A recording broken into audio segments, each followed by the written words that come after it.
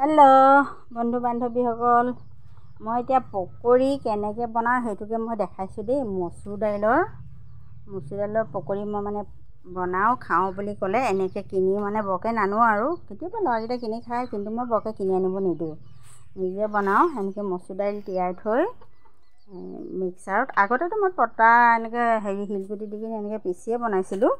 এতিয়া আদা কেইডোখৰমান দি দিছোঁ দেই দাইলৰ লগত, তাৰপিছত ৰচুনো দুফুটামান দি দিছোঁ। তাৰপিছত এইকেইটা শুকান জলকীয়া তিয়াই কিনি থৈছিলোঁ, অকণমান ৰংটো আহিবৰ কাৰণে, ৰংটো মানে ৰঙা হ'বৰ কাৰণে। এনেই কেঁচা জলকীয়া দিমেই আৰু তথাপিতো। তাৰপৰা এনেকৈ মিক্সাৰত অলপ দি, আগতো মানে কষ্টই আছিলে শিলগুটিত পিচিবলৈ কাৰণে। তাৰপিছত এতিয়া মিক্সাৰত অকণমান দি, আপোনালোকে খাই নাখাব, এনেকৈ খাই চাবচোন, বহুত ধুনীয়া লাগে। ইয়াতে কিছুমানে নৰসিংহও দিব পাৰে, কিন্তু মই এতিয়া দিয়া নাই, খালীকৈ বনাইছোঁ।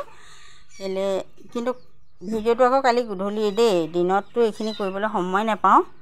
এতিয়া কৰিলে মই গধূলিয়ে মানে একেবাৰে চবেই অহাৰ পিছতহে আৰু ভাত বনাবলৈ অহাৰ আগতহে কৰিব পাৰোঁ।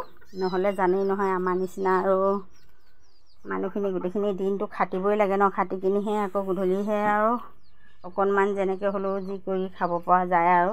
নহ'লে দিনটো এটিকে চবেই নিজৰ নিজৰ কামতেই ব্যস্ত, নহ'লে ঘৰ নচলে নহয়।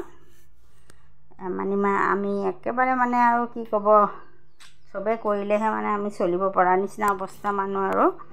সেইটো কাৰণে চবেই কৰোঁ মানে, গোটেইকেইজন যিকেইজন আছোঁ, কণমানিটো বাদ দি আমি চবেই হাতে পাতে কৰোঁ আৰু, তেতিয়াহে ঘৰখন চলেগৈ। এতিয়া চব এইখিনি পিছা হৈ গ'ল আৰু পানী বেছিকৈ নাই দিয়া, কেলৈ পানী বেছি দিলে মানে কি হয়, বেছি কোমল হৈ গ'লে পকৰিটো অলপ নাথাকে মানে, কেলৈ মচুৰ দাইল হয় ন, আঠাটো ইমান বেছি মানে হেৰি নহয়। সেইটো কাৰণে পানী কম দিম। তাত আপোনালোকে কেতিয়াবা কণী যদি কোনোবাই খায়, তেতিয়া কণী এটাও ফেটি ল'ব পাৰে, কিন্তু বহুত দেৰি ফেটিব লাগিব আকৌ দেই। এনেকৈ মই হাতেৰে হেৰি নকৰোঁ, কেলৈ জলকীয়া চলকীয়া পুৰে যে, মই সেইকাৰণে হাতেৰে নকৰোঁ, চামুচে অলপ দেৰি মানে কেক বনোৱা নিচিনা অলপ দেৰি গুলিব লাগিব আৰু, মানে চামুচ দি মাৰি থাকিব লাগিব, তেতিয়াহে বস্তুটো হেৰিলৈ আহিব। এতিয়া সেনেকৈ কৰোঁ মানে মই। এতিয়া হৈ গ'ল চব, এইখিনি কিমান ধুনীয়াকৈ মানে হৈছে, একেবাৰে পূৰা হেৰিকৈ পিচি দিব নালাগে আৰু। এনেই মচুৰ দাইলটো ইমান বেছি পিচি দিলেও বেয়া লাগে ন, সেইটো কাৰণে।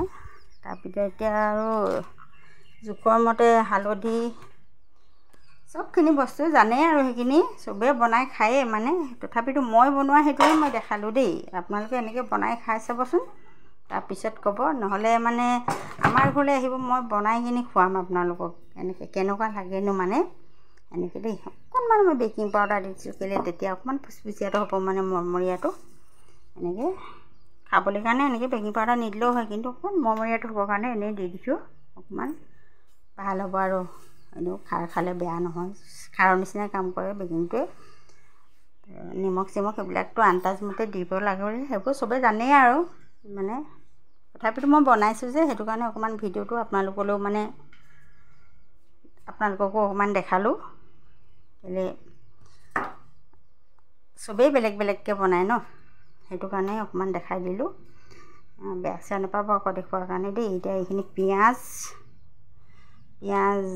অলপমান সৰহকৈ দিছোঁ, পিঁয়াজটো গলিলে অলপ হেৰি হ'ব। তাৰপৰা আকৌ তেল দি এতিয়া মানে মচুৰ দাইলৰ আঠাটো বৰ বেছিকৈ হেৰি নহয়, সেইটো কাৰণে অকণমান কিবা কণী চণী এটা দিব পাৰিলে ভাল আৰু, বেচন চেচনো অকণমান দিব পাৰিলে। কিন্তু বেকিংটো দিলোঁ যে, সেইটো কাৰণে অকণমান কালাৰটো মানে হেৰি হ'ল দেই। আজিলৈ মানে হৈ গ'ল, এতিয়া খাব লাগে।